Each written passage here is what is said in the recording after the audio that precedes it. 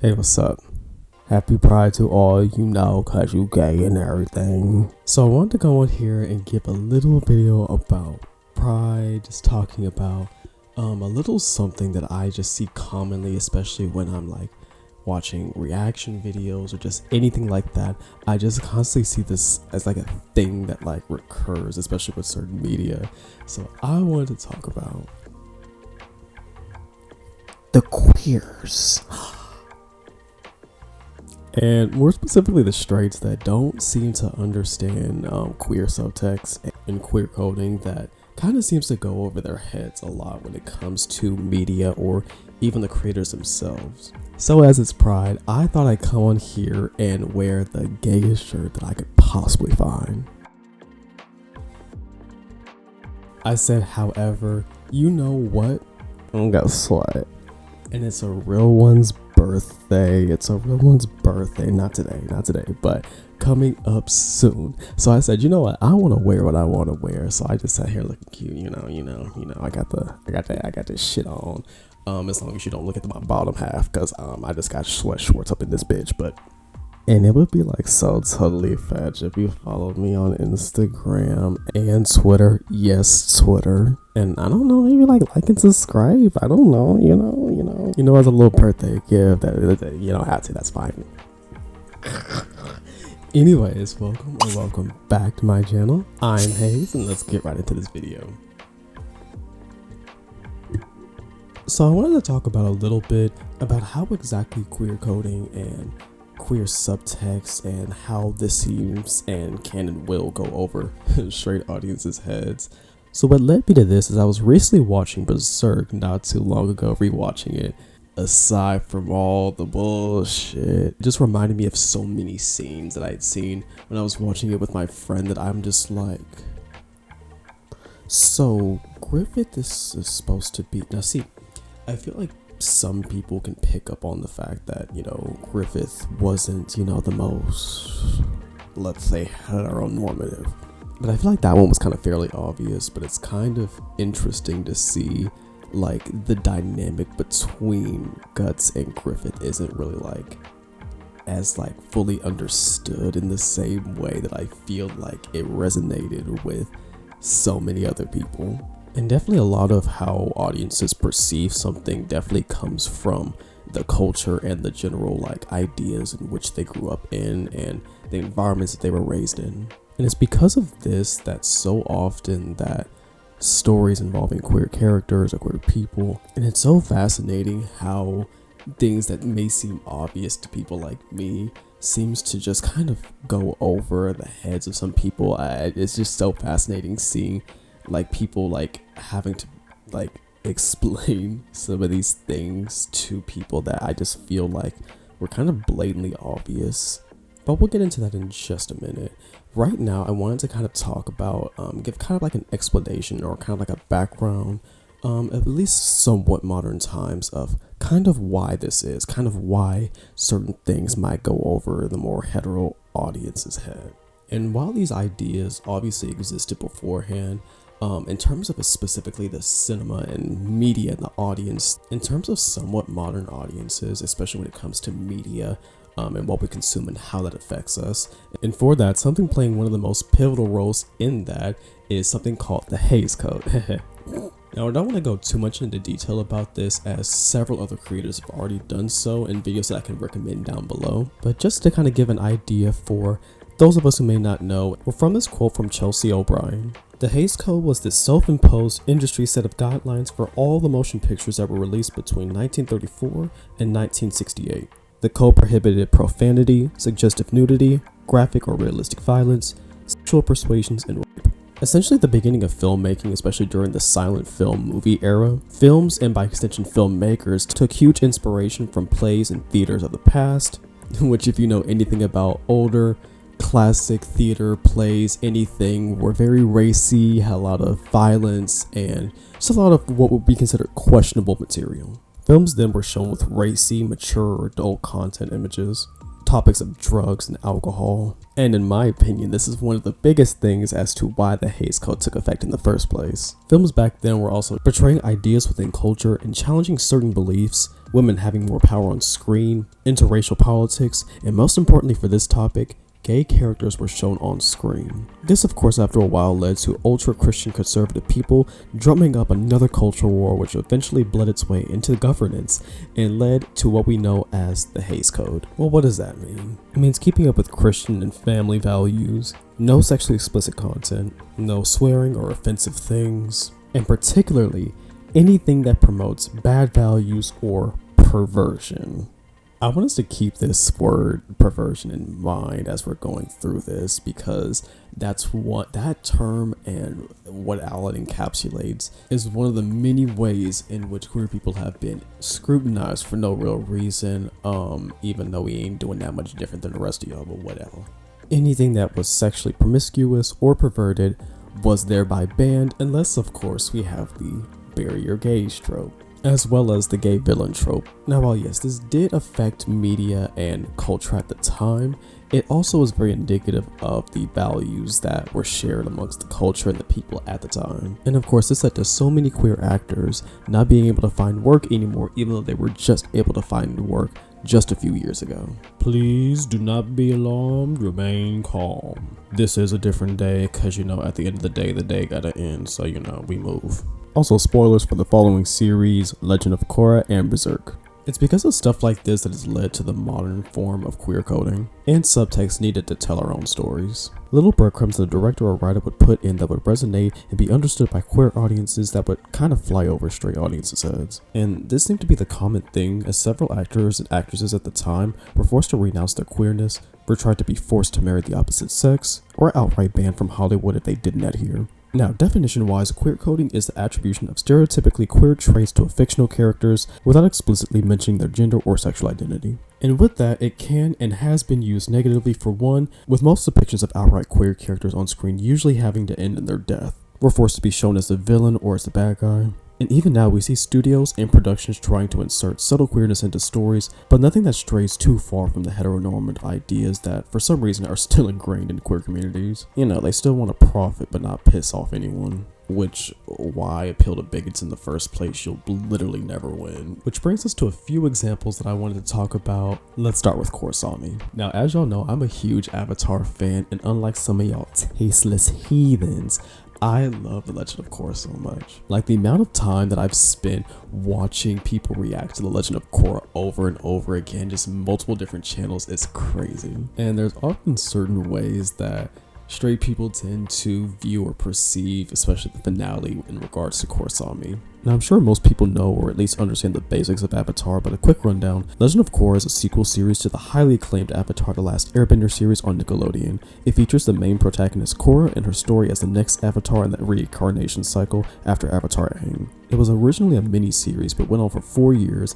and in that time towards the later half, there were signs brewing and developing that seemed to indicate that Korra and Asami, her right hand of the group I guess you could say, were developing feelings for each other. At the end of the series, after defeating the last big bad, a new spirit portal is opened in Republic City. Korra and Asami then leave for a mini vacation, just the two of them, into the spirit world. As they walk in, hands holding, they stare at each other lovingly in a scene obviously supposed to be reminiscent of the original show's ending with Aang and Katara. Now, at the time of airing the finale in 2014, the creators did come on to Tumblr and let people know that Korra and Asami were canon as a couple. Now, I think there's like two main ways that I've seen this being perceived by the general audience. Complaints that it seemed to come out of nowhere and didn't really have a satisfying conclusion, and to general confusion and kind of needing other people to come in and help explain that to them. But it's so interesting seeing posts from the time of the show's airing that shows like a lot of queer people like were not only like kind of noticing the little subtle nuances, but we're actually hoping and praying that it would happen at the end. Viewers that could pick up on the subtle nuances within their relationships, especially season 3 onward, were able to build anticipation for them to become canon within the story. Now, a huge thing I want to get out of the way is I do agree, Korra Zombie should have been built up a little bit more and been able to have their kiss at the end of the series just like Aang and Katara were able to. But what I've seen some viewers not understand is that the show had premiered, ran, and ended all before gay marriage was even legalized in the United States. Which, can I say, by the way, is crazy when you think about it. The show ended in 2014 and gay marriage was legalized in 2015. Gay people have not been able to have the privilege of being able to be married for even a decade in this country. That's crazy. Land of the free people. Anyway. And especially because this show is considered a kid's show, even though Legend of Korra takes on a slightly darker and more mature tone than the original, but both shows touch a lot on dark and more mature themes than a lot of other children's shows at the time. All that to say, before a time where queer people had the legal rights in this country, as well as, you know, how people are about children, oh, save the children, save the children, but then when something actually does happen, as long as they're not gay, they don't really care all that much. Anyways.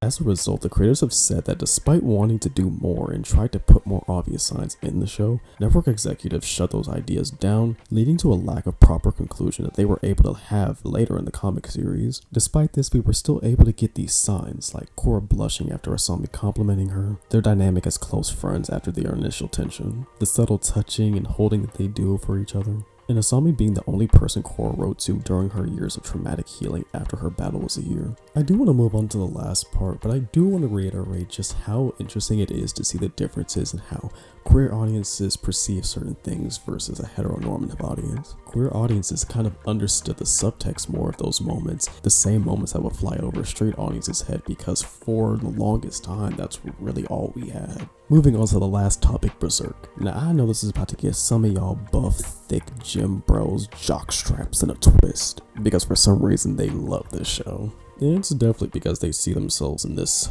big, thick, refrigerator-shaped gentleman that on the outside kind of represents what they want to see themselves as, like a huge, buff, heteromasculine fighter. Gag is he almost got topped by this frilly little twink. So in summary, Berserk is originally a Japanese manga set in a medieval European town. A lone swordsman named Guts and the leader of this mercenary group called the Band of Hawks as they try to rise up the ranks and get Griffith closer to his goals of power, manipulation, and abuse.